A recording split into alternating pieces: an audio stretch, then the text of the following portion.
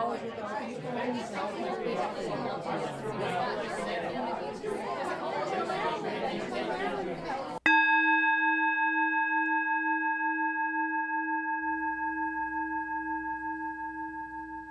and welcome to Holston Valley Unitarian Universalist Virtual Church.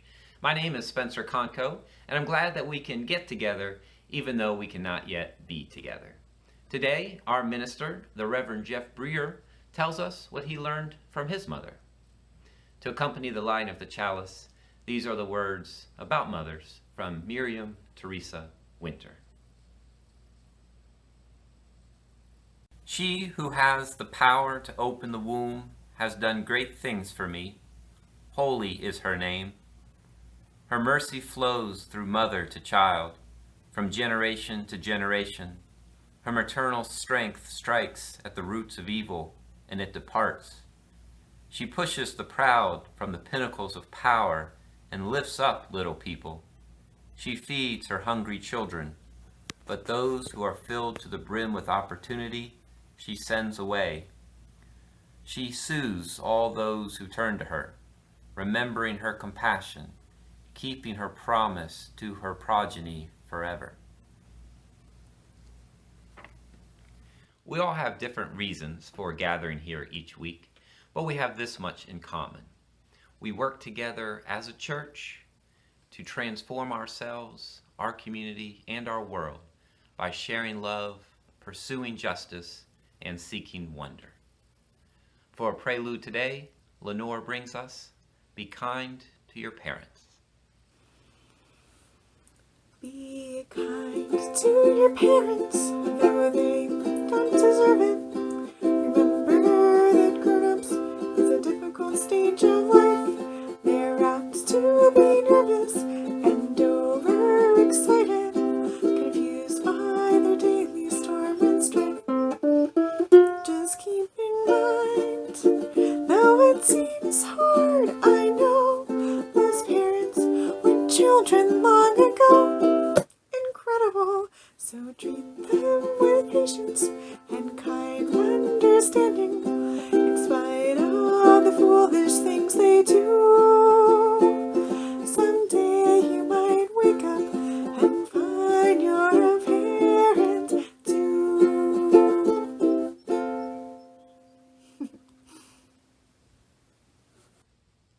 We'll sing Loving Kindness next.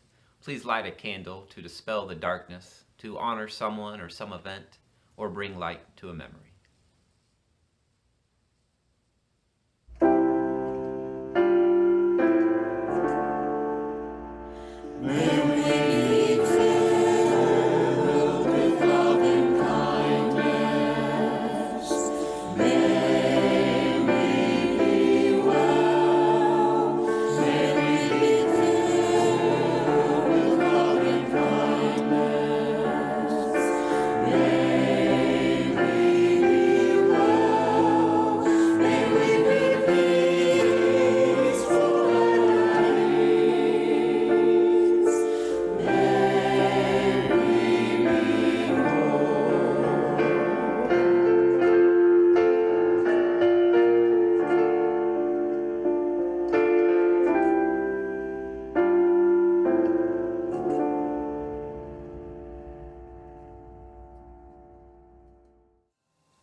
My name is Jeff Briere, and I am the minister of this virtual church. I hope you are doing well and that you are safe. Please get vaccinated as soon as you can. I've been thinking about Mother's Day, which is today, and I remembered all the things that my mother taught me, and I imagine that your mother taught you some things as well. My mother taught me about anticipation. You just wait till your father gets home. And my mother taught me about logic. If you fall out of that swing and break your neck, you won't be able to eat this chocolate cake I'm baking. My mother taught me medical science. Don't cross your eyes. They will freeze that way. And my mother taught me to think ahead. If you don't pass your spelling test, you'll never get a good job. My mother taught me about genetics. You must get that from your father. My mother taught me about the wisdom that comes with age. When you get to be my age, you will understand. And my mother taught me about justice. One day you'll have kids, and I hope they turn out just like you. Then you'll see what it's like. I learned a lot from my mother, I really did, and I imagine that you did as well. I learned how to make a perfect soft-boiled egg, how to make French toast, how to iron my shirt, and how to ride a bicycle. I also learned how to appreciate the spoken and the written word. I learned concepts like service, devotion, and duty. My understanding of women's issues like wage discrimination and promotion policies are rooted in my mother's life and experiences. It wasn't all a garden of roses, however. My emotional connection to my mother is complicated. She was needy, and I didn't always have what she needed. Now, I'm not complaining, and I'm not pitying myself or her. If we use Donna Reed or June Cleaver as the model mother, then my mother didn't measure up. I suppose every mother has her issues, and I certainly was not the model child. Sometimes mothers get it right. Sometimes they get it partly right, and sometimes they are better at doing something else. Today I want to hold up some mothers who got it right. At least they did in some respects.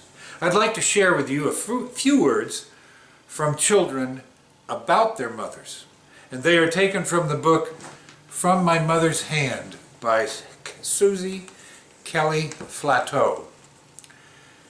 Here's the first one.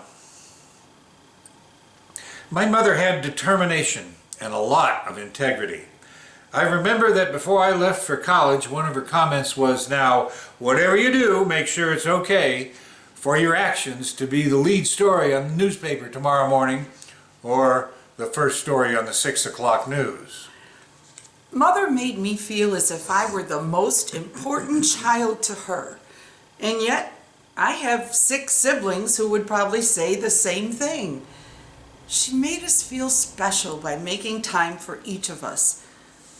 I had a defining moment about how my mother was connected to me and my siblings when, after my second child, I realized I could have my mother as a friend. And after that, I started sitting with her more often at the table and just talking to her about things I was feeling. And because of her example that I try and make time for each of my children as individuals, and that I don't choose one over the other. My mother was street smart and had good core values.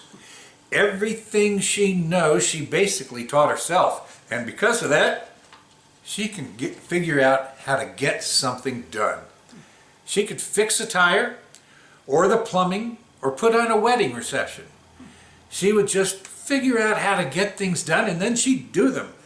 And I think I learned from her how to get things done. Anything I did in Cross Plains, Mama knew about it by the time I got home.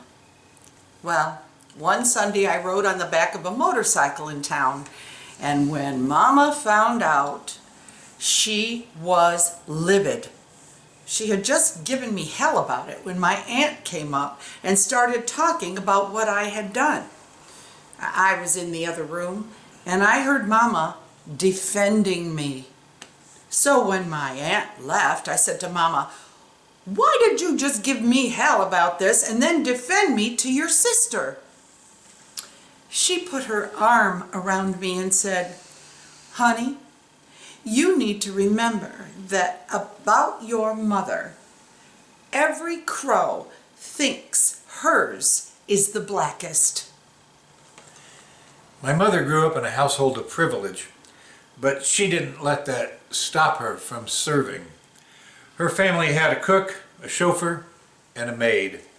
My mother went to private schools and drank from crystal stemware, so you wouldn't be surprised if she stayed home and read newspaper accounts of World War II. No, she joined the American Red Cross and worked as a soldier's aide in Europe. She traveled with a field hospital attached to General Patton's Third Army. She wrote letters for soldiers who couldn't use their hands or arms and read to ones who couldn't see. I have an early memory of my mother playing in a softball league. I must have been 4 or 5 years old, but I remember how neat it was that she could do that. She played third base, and I can still see her in her yellow t-shirt, jeans with the legs rolled up, and a baseball cap. I remember her assuming the athletic position at third base, where she'd be down and ready for the ball to be hit to her. I think my mom would have been the kind of person I would like to have on a team, because she has the qualities that make good team members. She's competitive, focused, and hardworking. I remember that Mother and I were talking one day, and I said, "Oh, we're just poor people." And she said, No, we weren't poor. We just don't have any money." Well, that was Mother's philosophy. Always putting things in the context of how she was going to deal with it.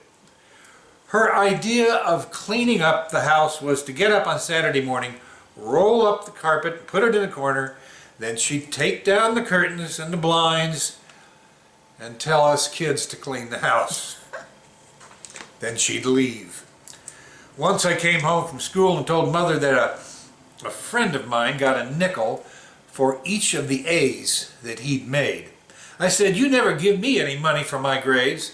She said, "Listen here, child. I get up every morning and go to work and get a check. And you get up every morning and you go to school and you get good grades. That's my job and that's your job." I don't think of Mama as unique. She was a good mother who gave us an ethical grounding and a sense of discipline.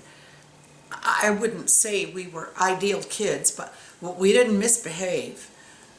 We all had our duties, like sweeping and dusting, setting and cleaning the table, washing the dishes. And we were expected to help because she was Mama, and we believed in her authority. If Mama said we couldn't do something, we couldn't do it. Now, I don't want it to sound dreary because we were a happy family, but when I was in high school, I had 2 skirts and some blouses, and that was it. When I was inducted into the National Honor Society in high school, Mama saw that I had a new dress, but she didn't have one, so she didn't go. When I got sick, my mother would always bring me a tray with a flour, soup, ginger ale, and soda crackers. And I remember that she put her hands on my forehead, and they felt smooth and cool. And you know, when you're sick with a fever, it feels so good to have those cool, comforting hands on your forehead. And when I conjure that feeling, it makes me feel safe. I remember her hands being very graceful and elegant. Her father was a jeweler, but her mother did not like jewelry so much, so she gave my mother many unusual pieces of jewelry. And I remember my mother always wore a suit or a fancy dress and beautiful jewelry. I remember when I got crosswise with one of the adults at school, but Mother's line to me was, "That person's an adult and you're a child." Basically, she was saying I needed to sit down and be quiet. It was only years later that I found out my mother had actually put her own job in jeopardy to defend me. I didn't see that. She was a teacher in the school and she knew what to do. And since there was only one school, where else could she have worked? So when I heard how my mother had taken up for me at school, I saw her as a lioness protecting me at the chance of costing her a job. My mama was resourceful. She always came up with something to earn extra money so she could provide us with better things. When we were little, the school put in a cafeteria and most of the kids got free lunches, but we owned land, so our lunches weren't free. Well, Mama put in a beauty shop in order us to be able to pay for our school lunches. She was strong and she accomplished many things because of her strong will. She didn't care how hard she had to work. I remember once when she put in a bathroom.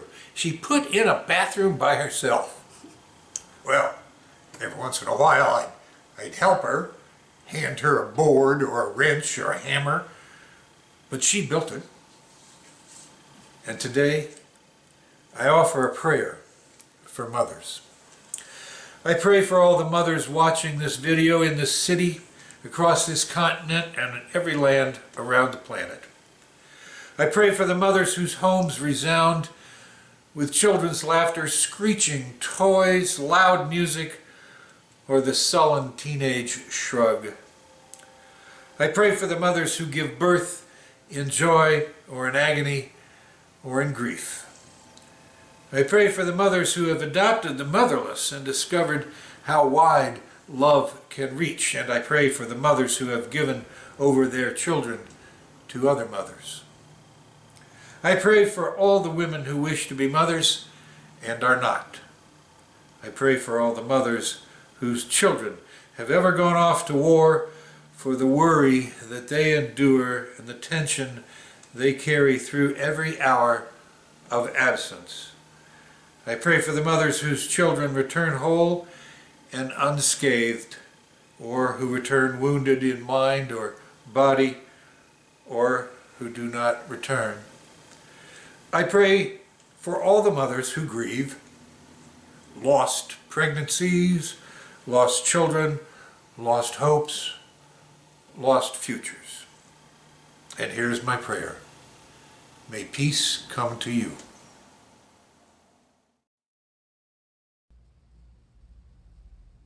May peace come to you amid the noise and chaos of active children. Peace amid the silence and the absence. Peace with the choices you have made, the paths taken and not taken. Peace with the grief you have endured. May peace come to you, and may you greet it and welcome it, and may it live within you. May peace find a home in you, and from that home, may peace venture widely over this earth.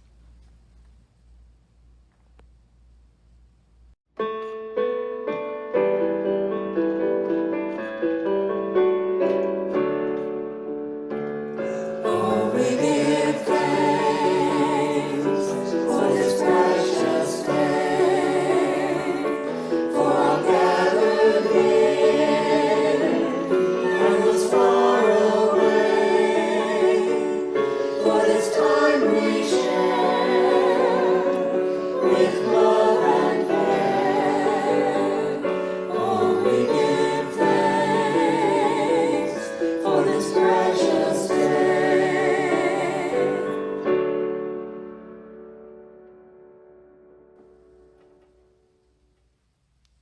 Our time together is nearly finished, but our work is not done.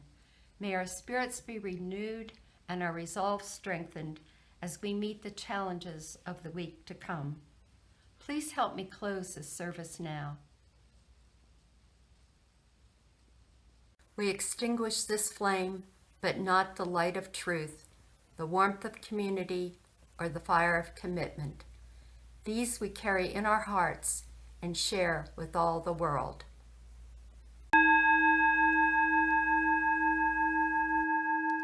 My name is Diana Conco, and I'm happy that you could join us for this service. Please come back whenever you like. We will post another virtual church service next Sunday. Please contact the minister or the caring team if you or someone you know needs help during this time.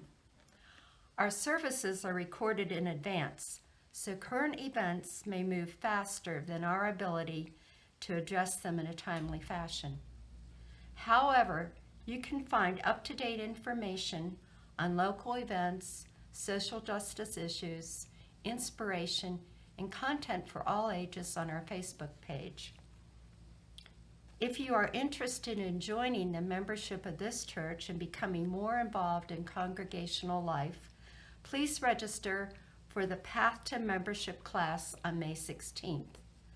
Please register for this Zoom meeting on our website, HVUUC.org. Look for us under the News and Events tab. For our postlude, Charis brings us All Living Trees. As you make your way through the week, remember that you are good, you are loved. We all need a little work, and we're all in this together. Nothing left to say but, yay, church! I used to know who I was. I used to know what I wanted in this life.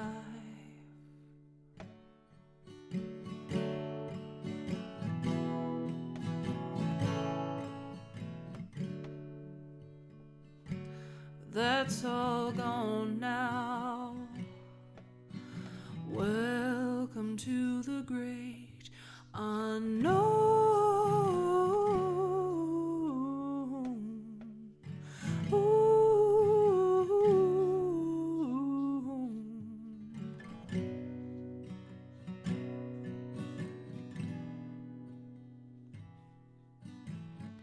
I don't recognize my reflection,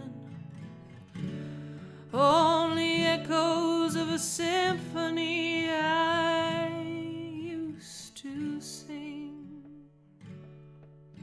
The words coming off of my tongue are foreign. God bless my soul and the soul within me.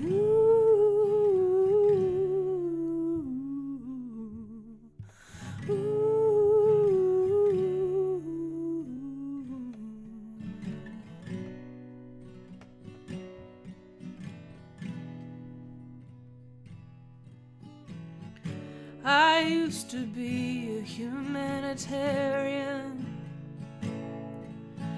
preach about love and sustainability. I wanted for nothing but my feet on the ground. Now I'd strip this planet of every living tree if it meant that you'd live free.